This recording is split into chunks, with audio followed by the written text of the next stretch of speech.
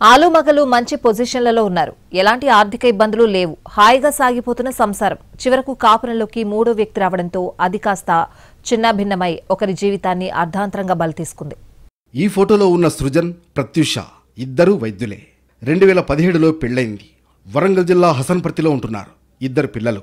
భార్యాభర్తలు హన్మకొండలోని వేర్వేరు ప్రైవేట్ ఆసుపత్రుల్లో పనిచేస్తున్నారు. అయితే నిన్న ప్రత్యూష ఊహించని విధంగా ఉరివేసుకుని బలవంతంగా ప్రాణం తీసుకుంది. ఇంతకీ ఏం జరిగింది?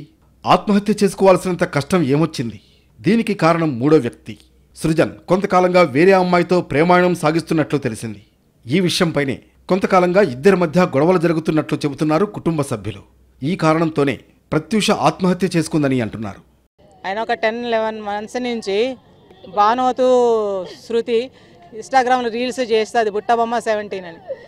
దానితో పెట్టుకొని మొత్తం నా బిడ్డని టార్చర్ చేసిండు, చంపేసిండు. ఇక కఠినంగా శిక్షించాలి, బయటికి రావద్దు. వాడు మెడికల్ సర్టిఫికేట్ అన్ని క్యాన్సిల్ చేసేయాలి ఎన్ఎంసీ వాళ్ళు.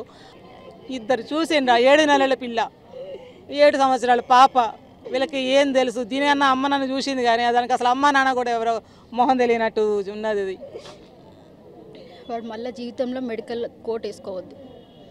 వాడి లైఫ్లో వానికి ఇంకే జాబ్ రావద్దు. వాడు జైల్లోనే ఉండాలి. వాళ్ళ అమ్మ నాన్న కూడా. మళ్ళీ పిల్లల ముఖం కూడా చూడొద్దు. వాడి పట్ల లైఫ్లో ఎప్పుడు వాడు చూడొద్దు పిల్లల ముఖం. ఇన్స్టాలో రీల్స్ చేస్తూ పాపులర్ అయిన యువతితో సృజన్ ఎఫ్ఐఆర్ పెట్టుకున్నట్లు చెబుతున్నారు.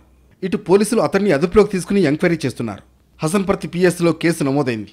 హన్మకొండలో ప్రముఖ హార్ట్ స్పెషలిస్ట్గా ఇప్పుడిప్పుడే పేరు తెచ్చుకుంటున్న డాక్టర్ సృజన్ తన ప్రవర్తనతో కట్టుకున్న ఇళ్లాలని హర్ట్ చేసి, హార్ట్ బ్రేక్ చేసి ఆత్మహత్య చేసుకునేలా చేయడంపై మెడికల్ సర్కిల్లో చర్చ సాగుతోంది.